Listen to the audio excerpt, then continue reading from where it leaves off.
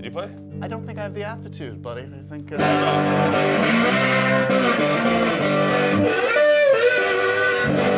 thing sounds sick, dude. Best interview ever!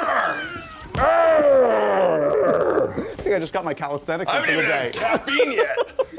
It's always good to catch up with you, buddy. And I can tell that we chose the right place, and I can't even take credit. You chose the place. Yeah, I mean, I stay around the corner, and I love these guys, and I always come in, and so I just feel like I love small business, and it's very cozy, and I bought some of my first things here, so. So what's the meaningfulness of guitars and music in your life? Growing up, did you want to be a rock star before you wanted to be an actor, or what was it all about? No, I knew I would never, no. I love music. My mom surrounded me with music, and then, but we could never really afford any of this kind of stuff, and so I feel like when you're on set, and Stargate's when it all kicked off, I just kind of went, I love the blues, and I'm like, I just want to grow old and learn the blues. When Aquaman hangs up his trident, he's going to go back and play a little guitar. It's fun, man. All right, so there's a lot to talk about. You've got a lot of amazing things going on. Congratulations on the new Apple show. C is an epic, big. Did you get to see a little bit? I watched the first 4. 4? Yeah. How the did you get? Sorry, how did you? I get know 4? people. I know you. I haven't seen 3. It's been a long, strange trip, to say the least, about your career. For our past. And our past too. But I want to talk about your career today, because you got started, your big break was as a planter's peanut on the side of a road. Yep. It was. So what was that gig exactly? My aunt ran Walgreens. She was a manager, and so they had like a planter's peanut, and I went out there and put the thing on and danced around in the street, and it was fun because no one knew. I mean, I was just a young kid, and I got it for cash. Right. Were you good at it? Did you have a good moves? I got some moves, man. You know, I'm Hawaiian. We invented the hula, you know what I'm saying? You mentioned Hawaiian. Born in Honolulu, raised in Iowa. Yeah. Your childhood defines anybody, but that's an interesting juxtaposition. It is, very well. How do you think it defined you growing up? Did you feel like you had a certain place in the world? Were you confused about where you were, or what? It's so different in Hawaii. Yeah. And when I go there, I just didn't feel too connected, but at the same time, it's such a beautiful, it's paradise. It's a weird spot in my life that I don't fully know, and that's what, when I got older, I wanted to go get to know them better. Yeah. But growing up in Iowa, I think it's amazing, the Midwest. Like, where I grew up, that's America, and it's flat. You can have fun in Iowa. You can have fun anywhere. So I'm like, That's the motto in Iowa. Yeah, exactly. I can have fun anywhere, and it's great. I mean, I love Iowa. So what brought you back to Hawaii as a teenager? So out of school, you go back and you're working in a t-shirt shop, as I understand it? Yeah, I was in Colorado, and I was trying to get in-state tuition to go to college. So I was just working like 3 or 4 jobs, and a bunch of things happened, but I needed to leave there, and I saved a bunch of money. I feel like that's the interview I want to do. I know, I was like, that's it. Wait, a bunch of things happened. I left, and I went to. was a mutual decision? I was gonna go on this trip around France and go Yeah. rock climbing and stuff like that. But I was busting tables, and I saved a bunch of money, and then I saw this video with my family in it, and it was called In God's Hands, and it was just towing into big surf, and I couldn't believe it was at Blockbuster, and I saw it, and I was like, what am I doing? And rock climbing in Colorado, when I have the biggest surfing family in the world. Paradise is waiting for me. Yeah, so I'm gonna take the summer off, and I flew over, and I just stayed at my dad's and lived on the floor there, and got to know him better, and just not just a vacation dad, Right. actually post up for months at a time and annoy him, and him annoy me, and And in the process, you get a big gig at the time. well, no, yeah, I mean, and then I was working in the family surf shop, and then a TV show came, and all the cousins went down there to go meet what you do at 19, you know what I mean? Right. Tons of beautiful women down there, and so I went to go say hi to them, and then a month of auditions, and the day I was supposed to go back, tickets going back to Colorado, was the day I got the job in Baywatch, Hawaii.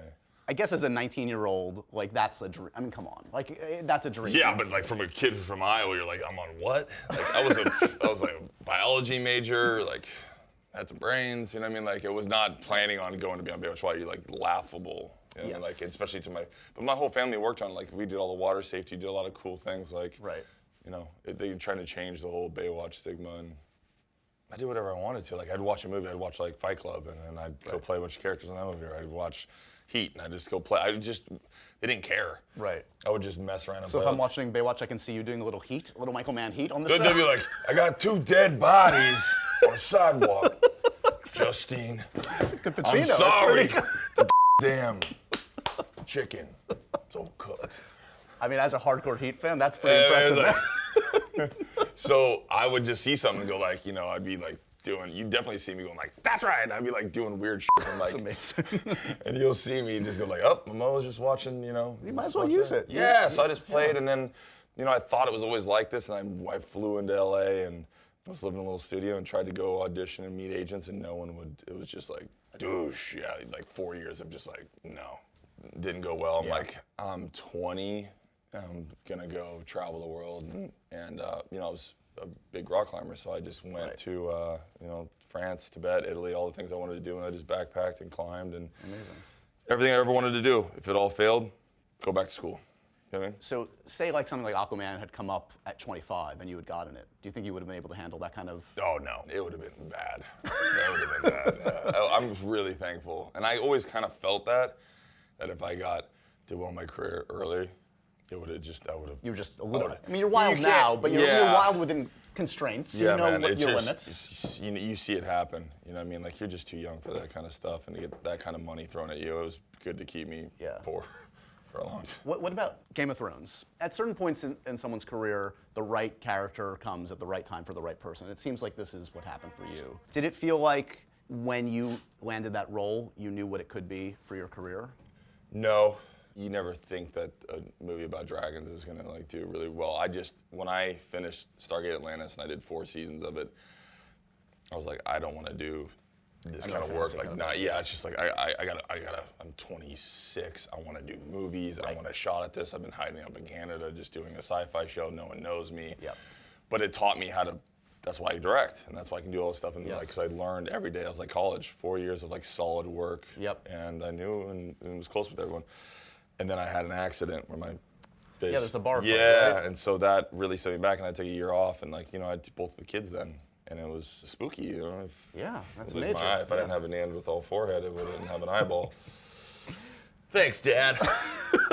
Mom, you're beautiful. But Dad, good old Hawaiian visor saved me. Perfect combo. Yeah. So. Well, no, jumping ahead. But we got Game of Thrones. You read it. I just wanted to do HBO. I'm like, man, just HBO quality. Get on there, and then you read the audition. It's pretty gnarly. It's not the easiest thing to audition for. And don't say much, but I knew that the book was phenomenal, and I could do some great things with it. And so. I didn't know it was gonna be that big. I mean, it's the greatest show on earth, hands down. I mean, it's phenomenal, and it was perfect. I was in it just enough. Exactly. That's what's great about C. Fast forward to C now. That's what's great about my new show on Apple Plus. It's a pro. Is that all the things I wanted to exercise. Yes. I never got to do. You know what I mean? Like, we just fell in love, then he dies, and it's like. Oh, you have a huge arc. Even the first few episodes of the series. You hooked were spanning. Where you did it. Yeah, absolutely. We didn't get a fight in Game of Thrones. You know what I mean? I wrote that. I mean, I brought that up to Dan and Dave to go like, let's have a fight scene, because most people hire me for that, and so we made the one where I just move and rip his throat out, which is great. But I'm like, let me go. I'm like, let me go, coach. Episode 1 of C, and then wait till episode 3 of C. So that was my pitch to Francis. Well, let's set up the show a little bit. Okay. So we're in kind of like a post-apocalyptic kind of a world. Everyone's blind. The ability to see is gone. I mean, it reminded me of like Mad Max, the TV series. It's like a big swing at a concept. Yeah. Is that what hooked you? Like just the idea of it, the concept? Yeah, because with Stephen Knight, I mean, his whole idea of like it's really like all those tribes. Native American tribes were just like Comanches, the Apaches, and just like Pawnee, and having America back what it was, and if you stripped everything away and no technology, and we had to start all over. Right. And it's just it's cool reinventing it, and then it reinvents everything by using your senses. By removing vision, you're heightening and strengthening all your other senses, which is just really cool to do as a fight scene, what you see and how connected it is, and how we would navigate through the world. And I'm playing a character that has to be firing on all these other senses. You're not trying to block them or cover them up. You're actually quite an ultimate warrior. You're really connected, almost like an animal, to the environment, which we should be, because we're extremely disconnected. Yeah. And vision is very highly overrated. You tangle with a bear in this one. I do. 900 pounds, 9 foot tall when he stands on his hind legs. What's it like to work with an actor that's actually bigger than you? It was a trip, because like, I'm a father, and I don't want to die, and it's a grizzly, and what he can do, and the power behind those things is.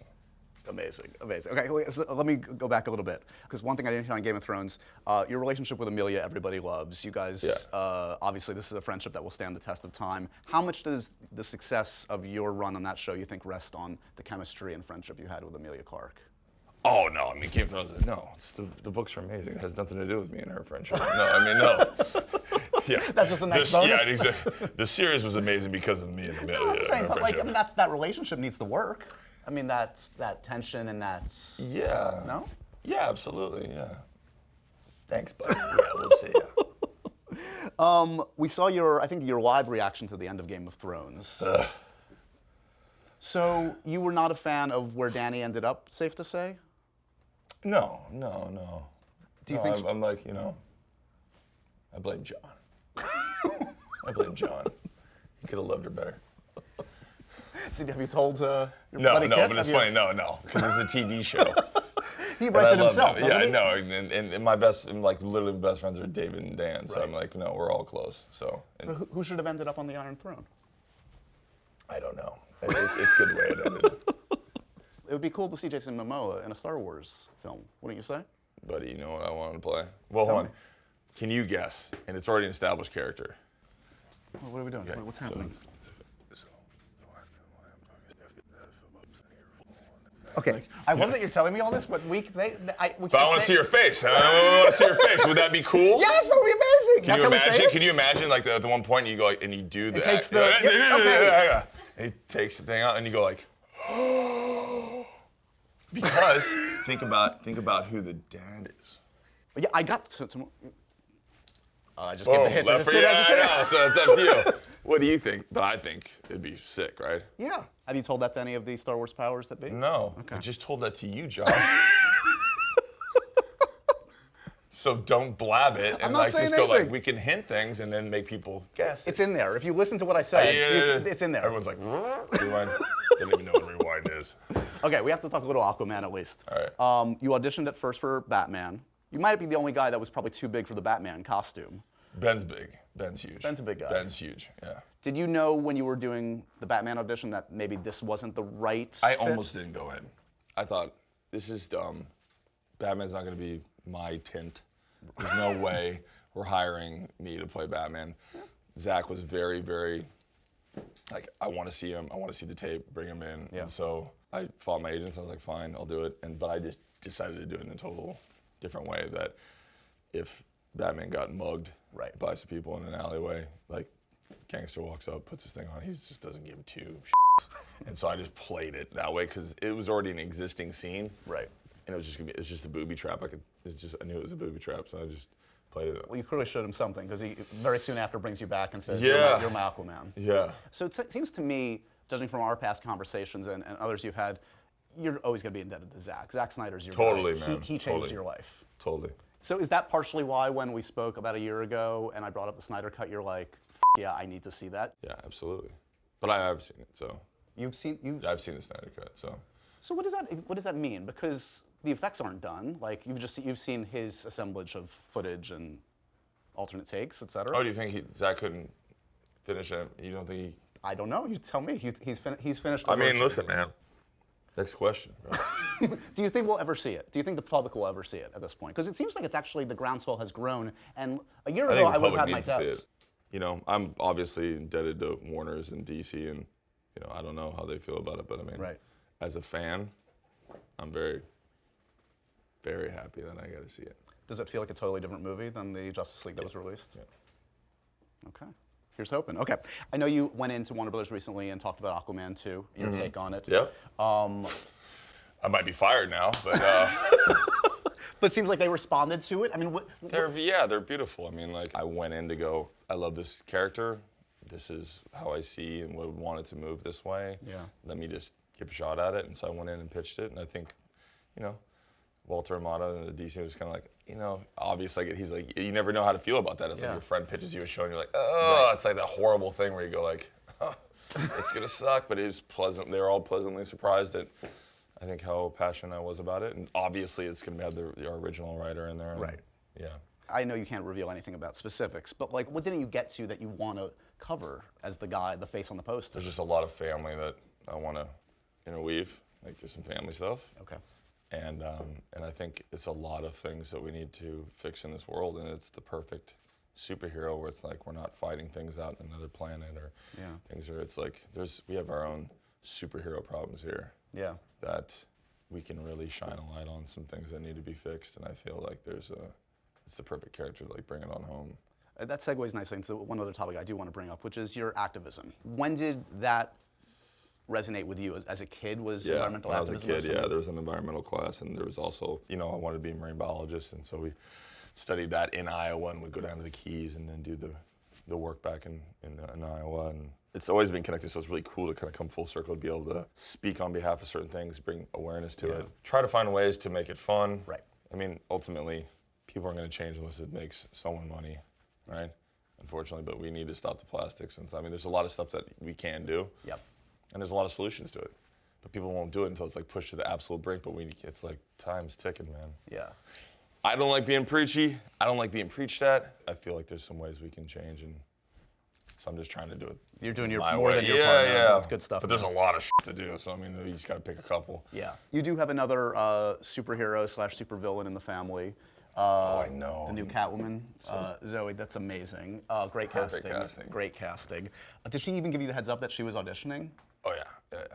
Yeah, it's a close family. Yeah. Yeah. Yeah. And for what did you say when she mentioned, like, by the way? I this was might just like, happen? done. You booked it. And I told her, I was like, I put it out there. It's already done. And she's like, don't curse. I'm like, I ain't cursing. I put it out there. You got it. Amazing. Yeah. Bring back full circle to the show. So you've shot the first season. This is huge. Francis Lawrence, a great director, directed a bunch of I love them. him. I think my Good next. guy. Have you had a chance to interview him? Yeah. Sweet guy, Like, but knows the world. Yeah. I'm gonna do. I think my next 3. I wrote another thing that I brought in, and he's gonna do it. So amazing. like me and him are gonna be linked up, like hopefully for a decade. Smart guy to hook up with. Love Francis. It's been a good last year. Like Francis and Denis were like, these are like 2 like gods for me. Can we talk about Denis for a second? Okay, so I'm obsessed with Denis. What was it like to be on his sets? To In that go world? from this role where you're blind and you're not making eye contact with anyone, Yeah. wrap the show, fly straight to Jordan, and then my first scenes up are like, I'm sitting next to, and I'm a fanboy. Yeah. I'm sitting next to Josh Brolin, Timothée Chalamet, and then in walks Javier Bardem, who I'm like, Come on. Javier and Benicio are like some brown skin boys, you know what I mean? I look up to them, and Javier walks in. I have never, ever, ever, ever seen a performance like that in my life, and he just tears it up. Unbelievable. And that's why Oscar winner, Yeah. Last time that was with Nicole on Aquaman, I've ever experienced one just like, wow, I'm so bad at this job. Stop. I need to do like a little more work, but it's unbelievable. It's inspiring, I'm sure, to see Totally. that. And then to be on Denis, like his vision, like he's just so beautiful eye. He's right up there for me. Your self-confidence must be a little bit higher than I'm so nervous. I still, Really? it doesn't matter. Like, I'm just absolutely terrified. I'm happy that I'm getting to these places. But we just did Saturday Night Live, and I'm freaking out nervous. I just still have it. Yeah, maybe I should feel a little bit more regal about the whole thing, but I don't. I'm still like a giddy little kid, and it's should just enjoy exciting. Yeah, no, I totally do. So, but it's funny, you mentioned you popped up again in SNL. So suddenly you've gone from like this being the ultimate dream to a great host. Now you pop in, now you're kind of like a part of the company. This must just blow your mind. It's the coolest thing ever. And I think everyone, because I just see it like a kid. Yeah. It's the ultimate for me. So popping in, people know me, and like just the crew and being able to talk to everyone, it's cool. I want to do it for the rest of my life. Are we any closer to seeing you in an actual film comedy? I know there's a Will Ferrell project that sounded No, amazing. that one fell through because the script wasn't there. But I would love to do a comedy. I'm not sure if there's any room. The curse of success is your schedule's Yeah, booked. but I would love to. Can't wait to do comedy. Only you know I'm funny, Josh. You know what I mean? Well, I'm just saying, like, I love characters like Khal Drago and Baba Voss, but wouldn't you like to play like a guy named Dave at some point? Oh no, totally. Be in tracksuit pants and just get boom. You know what I mean? I'd love to, bro.